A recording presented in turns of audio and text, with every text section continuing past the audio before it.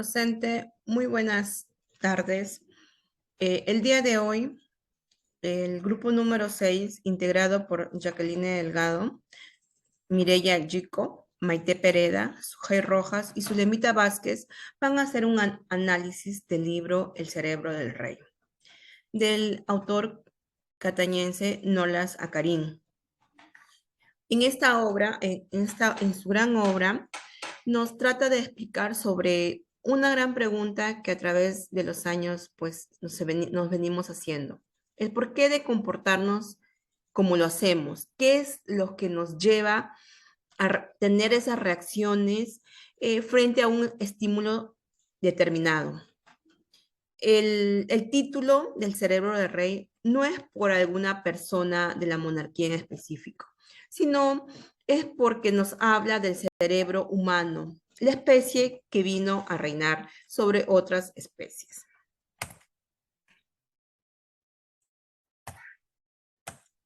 En el primer capítulo, el origen del plasma a los árboles ya almorzado. Aquí el autor nos habla sobre la casualidad que como humanos hemos tenido en cuanto a la aparición en la faz de la Tierra, como pues este meteorito que vino a estrellarse en una parte de Yucatán y hizo que desaparezcan los dinosaurios y vino a evolucionar a otras especies. Cómo nos llegó pues a nosotros a evolucionar a través del simio, ¿no? De los simios, cómo hizo. También nos habla cómo pues la herencia, cómo influye cómo hemos tenido un cerebro tan versátil a través de esta evolución y cómo nos ha ayudado para poder sobrevivir. También sobre la influencia de nuestro comportamiento, de las herencias de múltiples formas de vidas animales que hemos tenido como antepasados. También nos habla sobre cómo nos hicimos humanos, ¿no? Sobre la evolución del Homo sapiens, del Homo erectus, cómo ha ido pues esa evolución poco a poco hasta que llegamos el Homo sapiens, ¿no? También nos habla sobre el cerebro de la cultura y la técnica, cómo vemos que hoy en día pues el humano tiene una cultura donde no ayuda hacia las demás especies a cuidarla, a representarlo, algo que nuestros antepasados han sabido sobrellevarse entre ellos, para poder tener pues una subsistencia de vida, porque sabemos de que si desaparecen las especies, el humano tampoco llegaría a seguir sobreviviendo. Es una mutua ayuda entre ambos. Los caracteres humanos, como este kilo y medio pues, de cerebro que tenemos, nos ha ayudado o hace, sirve para tantas cosas, ¿no? Como la digestión, el control del ritmo del corazón, inclusive para nuestras emociones, cómo reacciona ante estímulos externos y por qué lo hacemos de esa manera. En conclusión del primer capítulo, podemos decir que tenemos que tener en cuenta la importancia de las vivencias infantiles en el desarrollo personal de los niños. También tener en cuenta que la exigencia de un gen que regula la enzima monoaminoácida y la hormona de las cortisoides está relacionado con la ira y el estrés. Como sabemos, esta hormona pues influye bastante en lo que es el estrés. Gracias.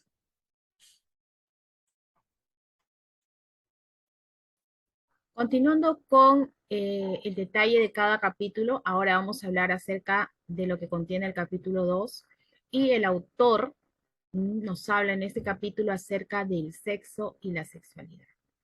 Sí, pero de una forma o desde un enfoque más formal. El capítulo 2 engloba algunos términos muy interesantes, como por ejemplo nos habla acerca del sexo y del género. Hace referencia al sexo y a la sexualidad desde un punto de vista, llamémoslo interesante, ya que son temas en los cuales aún todavía se mantiene lo que es el tabú, y si se habla, todavía se hace de repente teniendo en cuenta el morbo o de una forma de repente no correcta. El autor entonces, desde su punto de vista, nos va a llevar a conocer y a discriminar por qué hay personas que no comparten la misma manera de pensar y de hacer las cosas. El sexo para Karin se encuentra acompañado de múltiples ventajas que de repente benefician a las personas. Entre ellas están la diversidad biológica y cuando éste se involucra en un intercambio genético, nos dice, y presenta también otra ventaja que es una mejor resistencia a los genes y el resultado del acoplamiento sexual, que es lo que produce el placer en los seres humanos.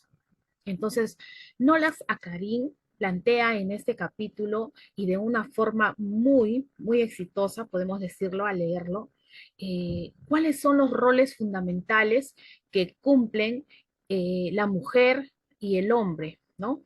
Como nosotros hemos podido leer y observar también a lo largo de nuestra vida, por ejemplo, la madre está determinada su función, muy determinada, es la que se encarga de amamantar, de alimentar, de cuidar a las crías, ¿no? Y el varón es el que se encarga del cuidado, de la protección y tal vez de la parte más arriesgada, eh, de la parte más fuerte, ¿no? Y eso también lo asemeja con la relación que hay en la sexualidad de algunos animales, ¿no? Otro de los aspectos que Acarín menciona importantes en este capítulo es que señala eh, de que nos ayuda a poder tener una noción más clara y poder establecer marcadas diferencias entre lo que es sexo y género, ya que todavía se mantiene estos términos de una forma utilizada no correctamente, se utilizan de una forma errónea. Entonces el sexo nos dice a Karim que viene determinado por la naturaleza, de que una persona nace con sexo masculino o femenino. En cambio, el género podemos determinarlo como varón o mujer y que se aprende a ser educado, cambiado y manipulado. Entonces, desde un punto de vista personal, llama mucho la atención o nos ha llamado mucho la atención esta parte de cómo enfoca a Karim lo que es el sexo, la sexualidad y nosotros pues invitamos a los que puedan observar este video a poder hacer lectura de este texto muy interesante. Y en este capítulo hemos obtenido algunas conclusiones. Podemos concluir que existe entonces una clara, marcada diferencia entre sexo y género. Podemos también, hemos podido encontrar de que el sexo viene determinado ya por la naturaleza, como masculino o femenino, y que el sexo se determina como varón y mujer. Y lo más importante y que debemos rescatar es que ya, como lo hemos mencionado, existen desde antes hasta la actualidad funciones específicas que cumple cada uno de estos varón y mujer, ¿no? Mi nombre es Sujei Rojas Saavedra y continuando con la exposición del libro El cerebro del rey, en esta oportunidad me tocó el capítulo número 3, el alma, la conciencia y la memoria. ¿Cómo influye el alma, la conciencia y la memoria en los procesos neurológicos o procesos cerebrales? Bueno, el ser humano moderno ha tenido una evolución estructural, tal es así como el gran desarrollo del neocórtex. En la especie humana, el neocórtex es la mayor parte del cerebro y cubre los dos hemisferios cerebrales, ¿no? El neocórtex se encarga de una gran variedad de funciones.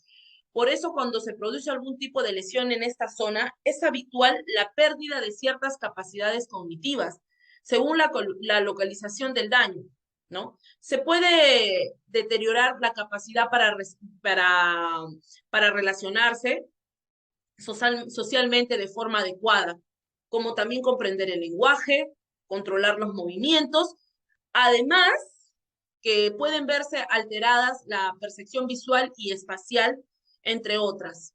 Como otro punto tenemos la importancia de la estimulación. ayuda al desarrollo de las capacidades y habilidades en los niños desde el momento en que nacen. Si no ha sido estimulado tempranamente, habría dificultades como para movilizarse, hasta para coger un lápiz y también para expresarse. También es importante seguir el proceso de estimulación, así el niño presente una alteración neurológica. La importancia de la infancia para el futuro de la persona o del niño, cuando se graba en el cerebro físicamente, estamos hablando de fibras y conexiones, o sea, de sinapsis, ¿no? También otro punto es la memoria como parte fundamental para el aprendizaje y la retención de recuerdos. La memoria es primordial para la vida cotidiana, como bien sabemos, ¿no? Ya que cuando se producen alteraciones graves de la memoria, perdemos la identidad, el sentido de nuestra existencia y nos invalidamos como persona. Como por ejemplo, como ocurre cuando las enfermedades demenciales que están relacionadas al envejecimiento, ¿no? El hipocampo es importante para la formación de nuevos recuerdos autobiográficos y de hechos, ¿no? Este órgano puede funcionar como una parte de entrada a la memoria, a través del cual deben pensar nuevas memorias antes de ingresar al almacenamiento permanente del cerebro. ¿Qué pasa si se daña el hipocampo? El hipocampo dañado puede causar pérdida de la memoria y dificultad para establecer nuevos recuerdos. Por ejemplo, la enfermedad del Alzheimer. El hipocampo es una de las primeras regiones del cerebro que se va a ver afectada, ¿no? Lo que lleva a la confusión y a la pérdida de memoria. La conciencia. La conciencia es una capacidad que ha ido emergiendo paulatinamente como fruto y conciencia y consecuencia como consecuencia de la lenta y progresiva complejidad del cerebro, ¿no? A lo largo de la escala evolutiva. Entonces, sin cerebro no hay conciencia y a mayor complejidad cerebral hay mayor capacidad de conciencia. Hoy comprendemos que la conciencia es el fruto de la capacidad sensorial del individuo, que se sabe percibir, aprender, grabar neuroplásticamente la experiencia y almacenar memoria de conocimiento, ¿no? Entonces, la ciencia piensa que la conciencia es el producto de procesos cerebrales, y por tanto, al igual que el cerebro, se sujeta a las leyes de la evolución.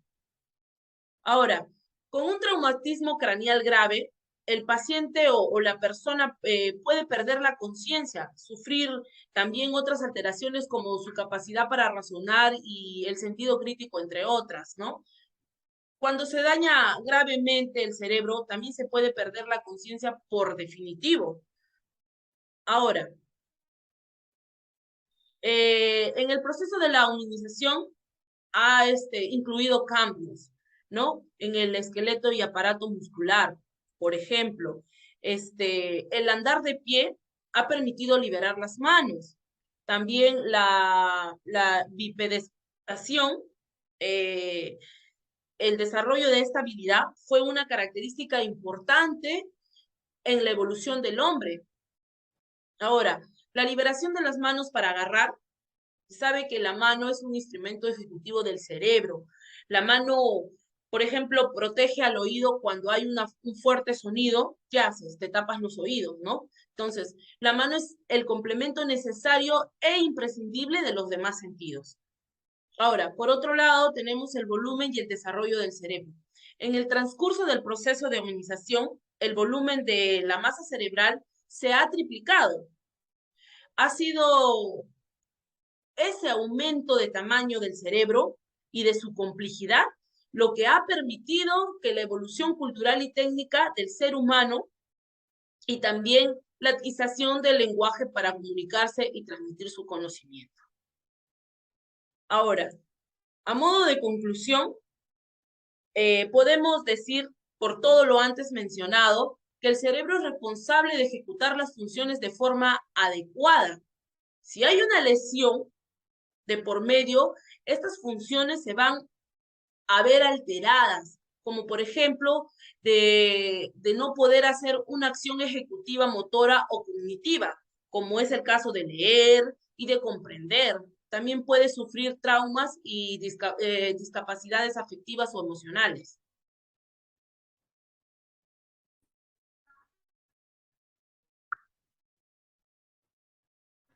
Profesor, buenos días.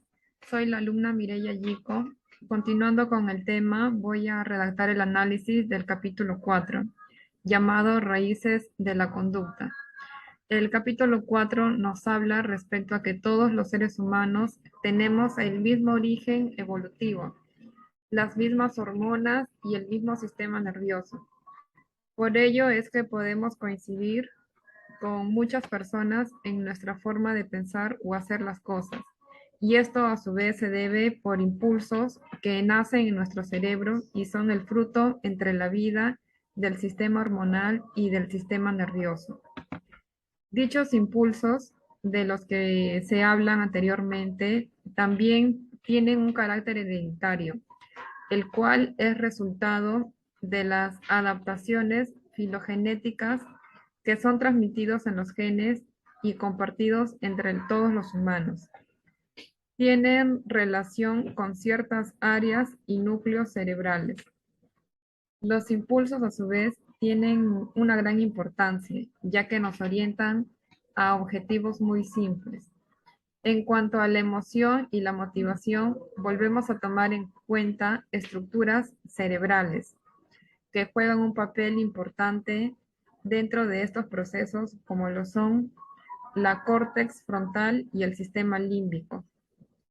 Alguna de las funciones que cumplen una de sus partes y que no hemos visto anteriormente es el hipocampo, que está relacionado con el sistema operativo de la memoria y el giro angular, el cual tiene una relación con la capacidad personal para elegir con su subjetiva libertad. Alguna lesión o enfermedad que afecta alguna de estas áreas puede revocarnos un descontrol emocional. En conclusión, acerca de este capítulo 4, se explica cómo los humanos hemos conseguido tener un cerebro tan versátil, cómo influye en nuestro comportamiento la herencia de múltiples formas de vida animal anterior a la nuestra, y de qué forma reaccionamos frente al estímulo de la naturaleza o de otro humano.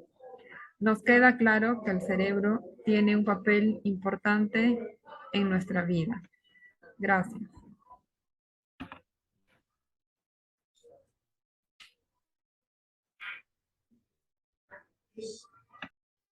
Buenas noches, profesor. Vamos a empezar con lo que es el análisis del capítulo número 5, con el título Envejecimiento.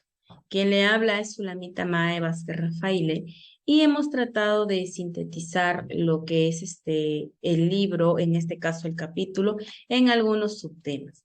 Dentro de ellos nosotros podemos empezar hablando sobre lo que es el carácter humano, que el carácter humano es el objetivo principal, el transmitir de generación a generación lo que es el patrimonio genético. En este caso, el individuo va, una vez que va a lograr perpetuar la especie, ya no va a encontrar el mismo sentido que tenía antes. Entonces, al transcurrir la historia, todo esto ha cambiado. Anteriormente, por ejemplo, pues se creía que los ancianos eran unas personas muy respetadas. Ellos tenían lo que son los cargos, en este caso de ser líderes o de ser sabios, de ser en este caso también personas místicas, ya que podían conocer o ya que tenían el amplio conocimiento de lo que son medicinas naturales, de lo que son historias pasadas, de lugares poblados o sin población, de donde había tierras fértiles, donde habían ríos. Eran una enciclopedia abierta en ese tiempo. Pero a medida que ha pasado los años y la tecnología ha ido avanzando, la difusión en este caso de la información ya ha pasado a ser un primer plano a través de los medios de comunicación, a través de los medios audiovisuales, y en el caso de los ancianos ya han pasado a ser un segundo plano y ya se ha perdido el interés en ellos. Es por eso que nos dice que es de un carácter humano, que ya estamos tratando de reemplazarlo. En este caso también el autor nos habla sobre lo que es envejecer. Nosotros sabemos que el envejecimiento es el proceso de debilitamiento, deterioro, que va a afectar progresivamente a todas las células, en este caso al organismo tanto físico como mental. El cerebro si bien es cierto, tiene una vasta complejidad funcional y neuronal, en la que la neuroplasticidad se va a encargar a través de sus redes neuronales, transmitir conocimientos desde la primera infancia hasta el último día de nuestras vidas, ¿no? A través de la motricidad, de la memoria, del lenguaje, de la coordinación, de la integración sensoromotora, la ordenación hormonal, etcétera. También tenemos lo que es el deterioro o la edad. En este caso, a medida que pasa el tiempo, las neuronas van a intercambiar menos información, donde se va a producir menos proteínas neurotransmisoras. Va a ser difícil mantener la estimulación mental en las personas adultas, ya que va a disminuir lo que es la fluidez verbal en los ancianos.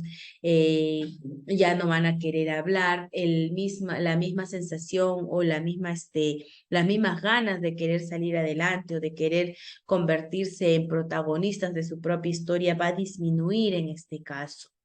También el autor nos habla sobre qué capacidades se pierden primero. Y nosotros tenemos que tener en cuenta que al empezar a alterarse las funciones cognitivas, lo primero que se va a perder son las habilidades ligadas al razonamiento, las cuales hemos aprendido nosotros durante la infancia. Después viene lo que es el lenguaje y de convención social. Va a ocurrir también otras funciones del mismo modo, van a surgir también algunas enfermedades y ahí es donde también viene lo que es la demencia senil.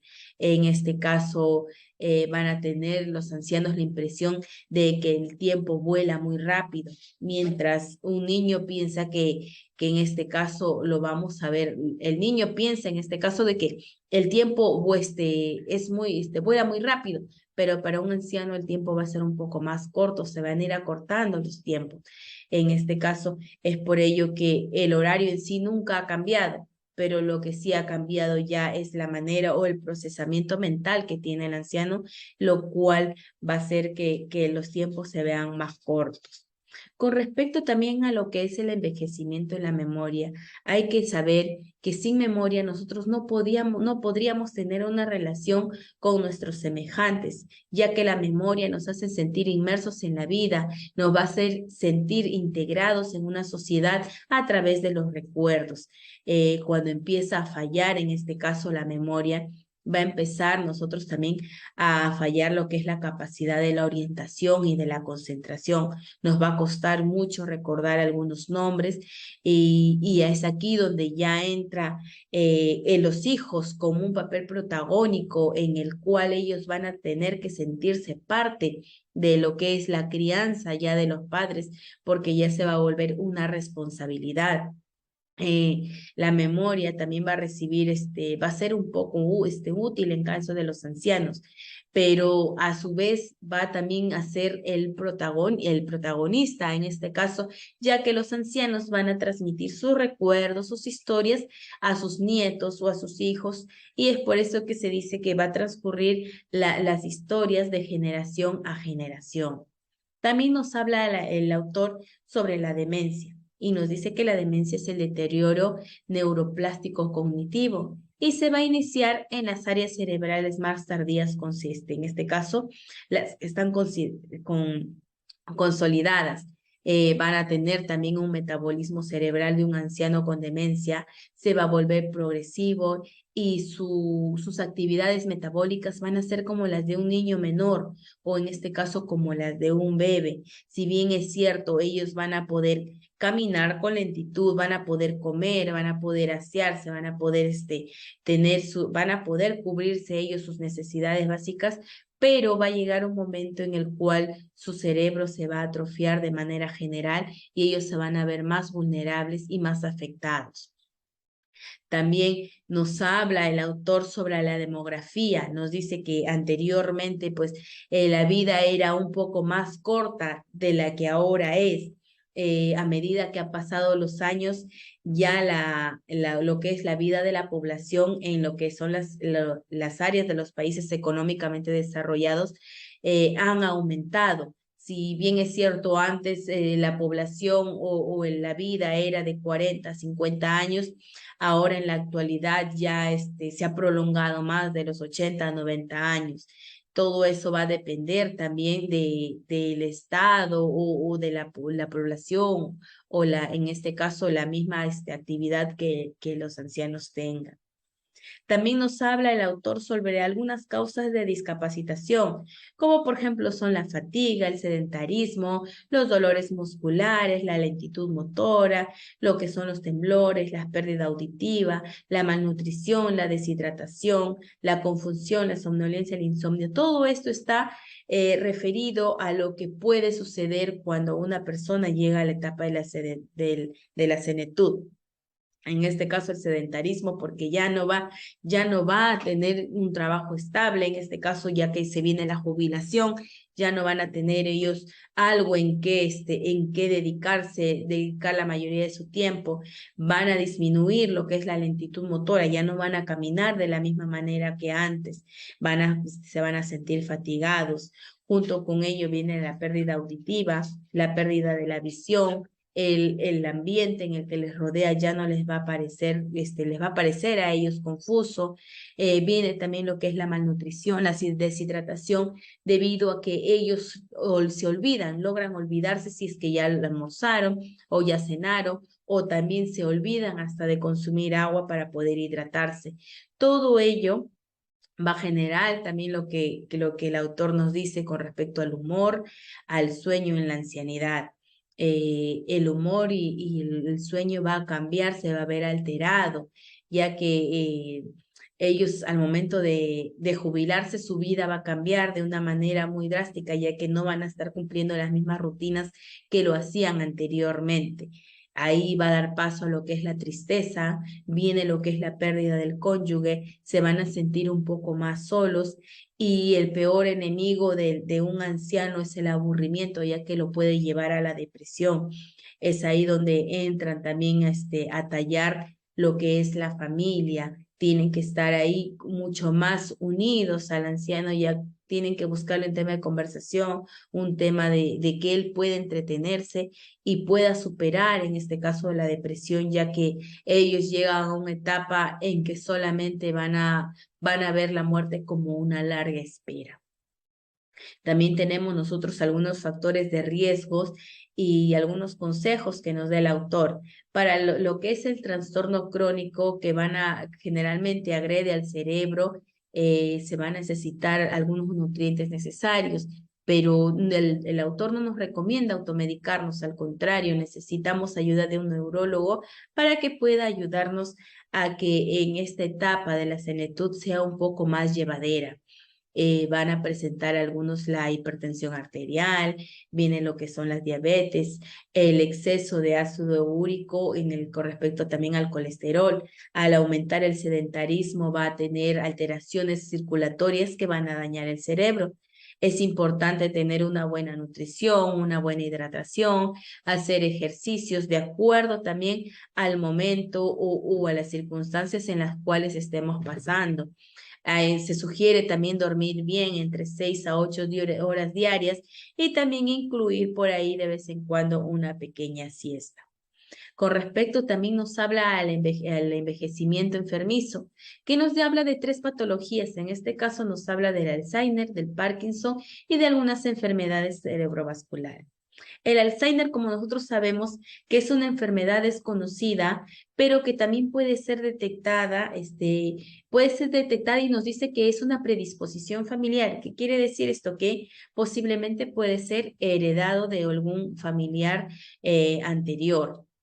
Va a producir lo que es la muerte neuronal, el cerebro va a perder lo que es el peso, lo que es su volumen y va a tener lo que se denomina atrofia cerebral. En este caso también nos habla del Parkinson, que es popularmente conocida por lo que es el temblor de las manos, ¿verdad?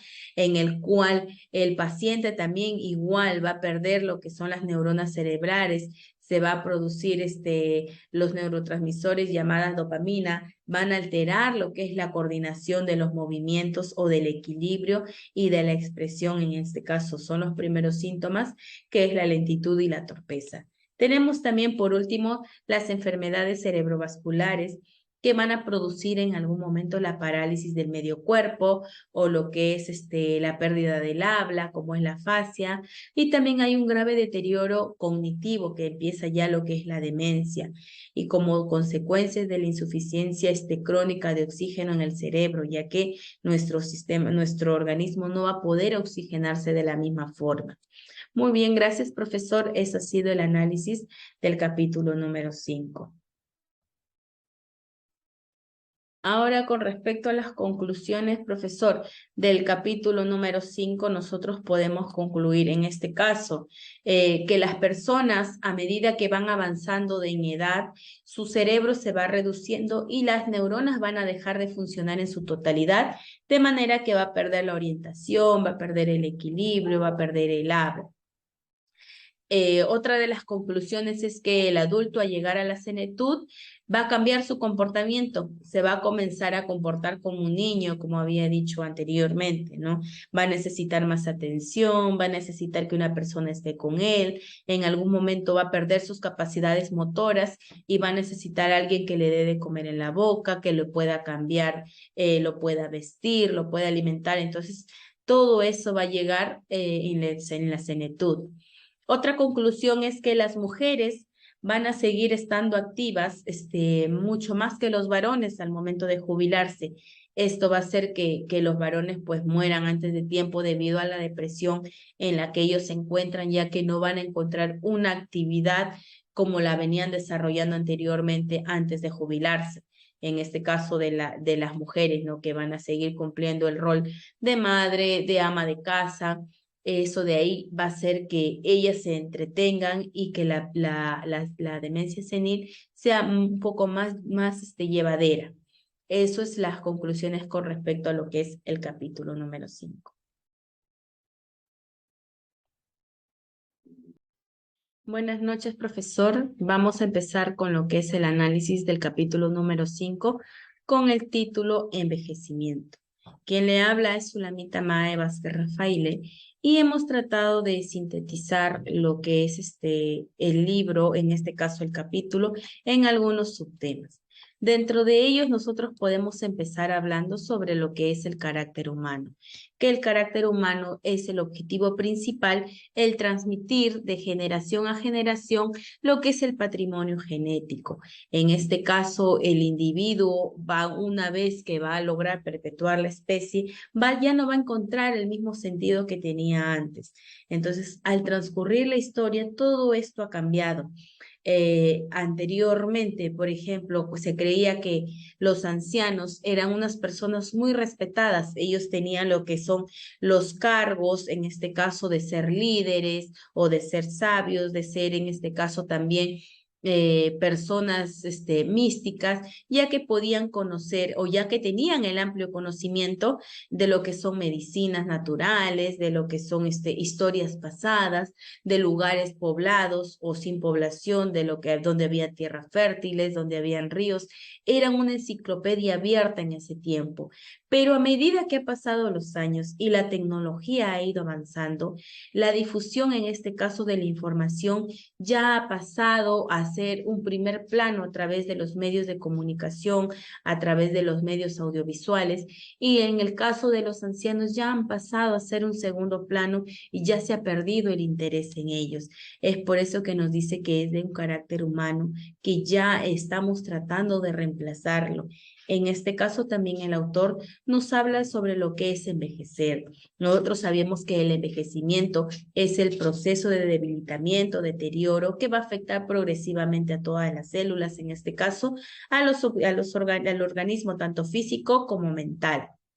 El cerebro, si bien es cierto, tiene una vasta complejidad funcional y neuronal, en la que la neuroplasticidad se va a encargar a través de sus redes neuronales, transmitir conocimientos desde la primera infancia hasta el último día de nuestras vidas, ¿no? A través de la motricidad, de la memoria, del lenguaje, de la coordinación, de la integración sensoromotora, la ordenación hormonal, etcétera.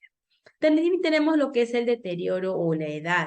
En este caso, a medida que pasa el tiempo, las neuronas van a intercambiar menos información, donde se va a producir menos proteínas neurotransmisoras. Va a ser difícil mantener la estimulación mental en las personas adultas, ya que va a disminuir lo que es la fluidez verbal en los ancianos.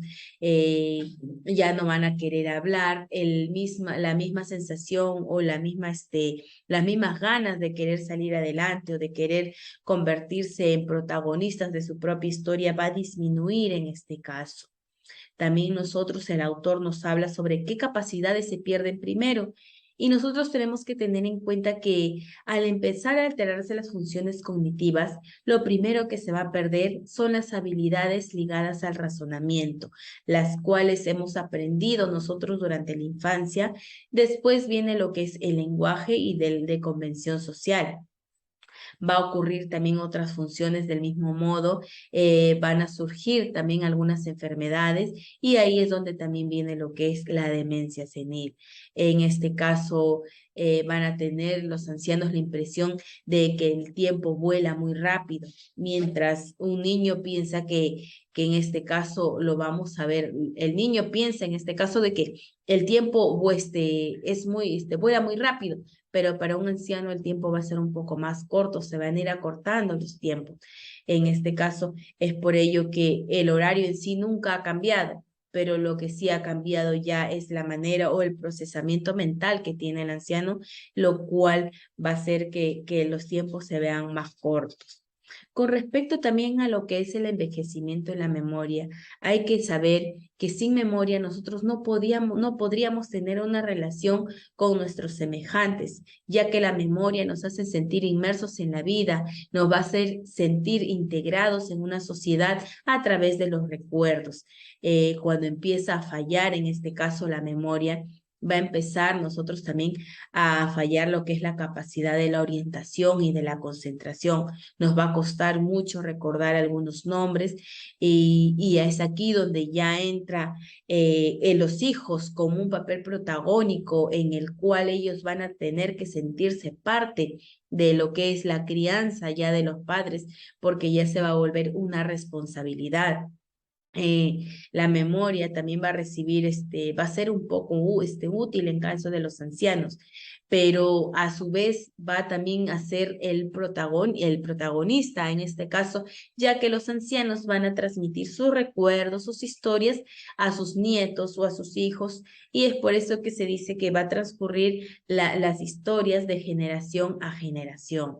También nos habla el autor sobre la demencia y nos dice que la demencia es el deterioro neuroplástico cognitivo y se va a iniciar en las áreas cerebrales más tardías en este caso, están consolidadas. Van a tener también un metabolismo cerebral de un anciano con demencia, se va a volver progresivo y sus actividades metabólicas van a ser como las de un niño menor o en este caso como las de un bebé. Si bien es cierto, ellos van a poder caminar con lentitud, van a poder comer, van a poder asearse, van a poder van a poder cubrirse ellos sus necesidades básicas, pero va a llegar un momento en el cual su cerebro se va a atrofiar de manera general y ellos se van a ver más vulnerables y más afectados. También nos habla el autor sobre la demografía, nos dice que anteriormente pues la vida era un poco más corta de la que ahora es. A medida que han pasado los años, ya lo que es la vida de la población en lo que son las áreas de los países económicamente desarrollados han aumentado. Si bien es cierto, antes la población o la vida era de 40, 50 años, ahora en la actualidad ya se ha prolongado más de los 80, 90 años. todo eso va a depender también del estado o de la población o en este caso la misma actividad que los ancianos tengan. También nos habla el autor sobre algunas causas de discapacitación, como por ejemplo son la fatiga, el sedentarismo, los dolores musculares, la lentitud motora, lo que son los temblores, la pérdida auditiva, la malnutrición, la deshidratación, la confusión, la somnolencia, el insomnio. Todo esto está referido a lo que puede suceder cuando una persona llega a la etapa de la senetud. En este caso el sedentarismo, porque ya no va a tener un trabajo estable, en este caso ya que se viene la jubilación, ya no van a tener ellos algo en qué dedicar la mayoría de su tiempo, van a disminuir lo que es la lentitud motora, ya no van a caminar de la misma manera que antes, se van a sentir fatigados. Junto con ello viene la pérdida auditiva, la pérdida de la visión, el ambiente en el que les rodea ya no les va a parecer, les va a parecer a ellos confuso. Viene también lo que es la malnutrición, la deshidratación, debido a que ellos se olvidan, logran olvidarse si es que ya almorzaron o ya cenaron, o también se olvidan hasta de consumir agua para poder hidratarse. Todo ello va a generar también lo que el autor nos dice con respecto al humor, al sueño en la ancianidad. El humor y el sueño va a cambiar, se va a ver alterado, ya que ellos al momento de jubilarse su vida va a cambiar de una manera muy drástica, ya que no van a estar cumpliendo las mismas rutinas que lo hacían anteriormente. Ahí va a dar paso a lo que es la tristeza, viene lo que es la pérdida del cónyuge, se van a sentir un poco más solos y el peor enemigo de un anciano es el aburrimiento, ya que lo puede llevar a la depresión. Es ahí donde entran también a tallar lo que es la familia. Tienen que estar ahí mucho más unidos al anciano, ya tienen que buscarle un tema de conversación, un tema de que él pueda entretenerse y pueda superar, en este caso, la depresión, ya que ellos llegan a una etapa en que solamente van a ver la muerte como una larga espera. También tenemos nosotros algunos factores de riesgos y algunos consejos que nos da el autor. Para lo que es el trastorno crónico que generalmente agrede al cerebro, se va a necesitar algunos nutrientes necesarios, pero el autor no nos recomienda automedicarnos, al contrario, necesitamos ayuda de un neurólogo para que pueda ayudarnos a que en esta etapa de la senectud sea un poco más llevadera. Van a presentar algunos la hipertensión arterial, viene lo que son las diabetes, el exceso de ácido úrico con respecto también al colesterol. Al aumentar el sedentarismo va a tener alteraciones circulatorias que van a dañar el cerebro. Es importante tener una buena nutrición, una buena hidratación, hacer ejercicios de acuerdo también al momento o a las circunstancias en las cuales estemos pasando. Se sugiere también dormir bien entre 6 a 8 horas diarias y también incluir por ahí de vez en cuando una pequeña siesta. Con respecto también nos habla al envejecimiento enfermizo, que nos habla de 3 patologías. En este caso nos habla del Alzheimer, del Parkinson y de algunas enfermedades cerebrovasculares. El Alzheimer, como nosotros sabemos, que es una enfermedad desconocida, pero que también puede ser detectada, y nos dice que es una predisposición familiar. ¿Qué quiere decir esto? Que posiblemente puede ser heredado de algún familiar anterior. Va a producir lo que es la muerte neuronal, el cerebro va a perder lo que es el peso, lo que es su volumen y va a tener lo que se denomina atrofia cerebral. En este caso también nos habla del Parkinson, que es popularmente conocida por lo que es el temblor de las manos, ¿verdad? En el cual el paciente también igual va a perder lo que son las neuronas cerebrales, se va a producir los neurotransmisores llamadas dopamina, van a alterar lo que es la coordinación de los movimientos o del equilibrio y de la expresión, en este caso son los primeros síntomas, que es la lentitud y la torpeza. Tenemos también, por último, las enfermedades cerebrovasculares, que van a producir en algún momento la parálisis del medio cuerpo o lo que es la pérdida del habla, como es la afasia, y también hay un grave deterioro cognitivo que empieza ya lo que es la demencia y como consecuencia de la insuficiencia crónica de oxígeno en el cerebro, ya que nuestro organismo no va a poder oxigenarse de la misma forma. Muy bien, gracias, profesor. Ese ha sido el análisis del capítulo número 5. En esta oportunidad nos atrevemos a recomendar el libro El cerebro sexual del autor Simon Levy.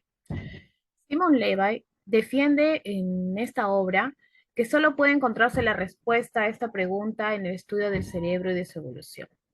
El cerebro sexual, nos dice él, que examina las raíces biológicas de la conducta sexual humana con claridad, valentía y sentido del humor.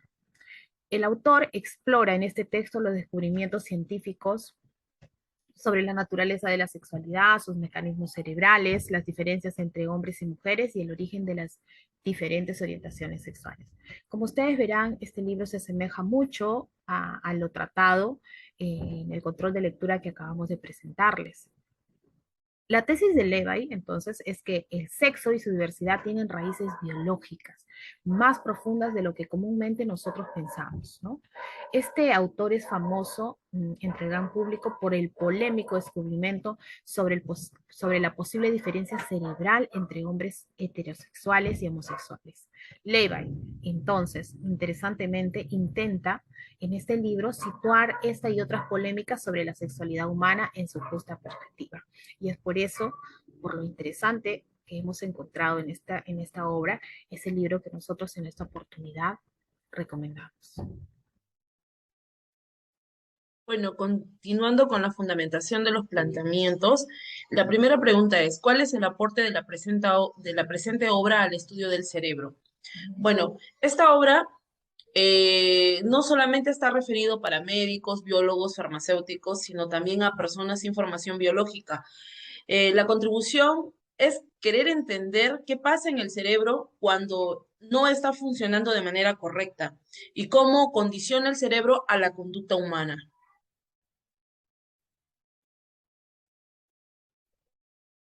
Con respecto a la fundamentación en el caso de los planteamientos, en la pregunta 7.2, ¿de qué forma aborda el autor la relación cerebro-conducta? Podemos decir nosotros que el autor trata de relacionar en palabras un poco más específicas para que el lector pueda entenderlo al decir que sí guarda una relación el cerebro con la conducta. ¿Por qué? Porque a medida que nosotros vamos creciendo o vamos adquiriendo conocimientos, nuestra conducta va a ir cambiando. Con respecto, por ejemplo, al momento de nosotros encontrar una identidad sexual, vamos nosotros también a formar una conducta de acuerdo o a los estereotipos que en este caso vamos a ir presentando o vamos a ir observando. Al momento también del despertar de la sexualidad y de la reproducción, también nuestro cerebro va a tomar también cierta conducta hacia el sexo opuesto. Con respecto también a lo que son los sueños, a la memoria, a los recuerdos, todos esos recuerdos, sean buenos o sean malos, van a repercutir en nosotros, en nuestra conducta. Es por eso que sí tiene una relación, ya que todo lo que a nosotros nos sucede va a tener una alteración o una repercusión en el estado de ánimo, tanto en lo que es el altruismo, la moral, la simpatía, el humor, todo ello está relacionado con respecto a cerebro-conducta. Es por eso que nosotros estamos tomando demasiado énfasis en lo que es en la forma como aborda el autor la relación del cerebro-conducta. Gracias.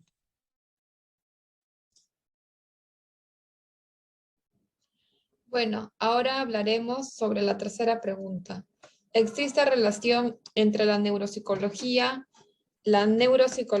cognitiva y el desarrollo moral que conlleva al comportamiento ético en el sujeto? Bueno, vamos a empezar hablando sobre la neuropsicología. Este es el estudio de las relaciones que existen entre las facultades intelectuales del comportamiento y emocionales con el funcionamiento cerebral. Al añadirle el calificativo de cognitivo, se relaciona con procesos mentales inherentes al conocimiento, como la memoria, la inteligencia, el lenguaje, la capacidad de organización, entre otros, ¿no? Por lo tanto, la neuropsicología cognitiva se dedica a la relación entre el funcionamiento del cerebro y las capacidades relacionadas con el conocimiento. Esta se utiliza principalmente en los estudios de los efectos de los daños cerebrales y el diagnóstico de enfermedades neurodegenerativas como la enfermedad del Alzheimer. En este caso también se relaciona con el desarrollo moral, que es el proceso de construcción de valores y pautas de conducta referentes a la consideración de las demás personas como real o potencialmente iguales a nosotros, más o menos necesitadas de nuestra ayuda según su situación. Gracias.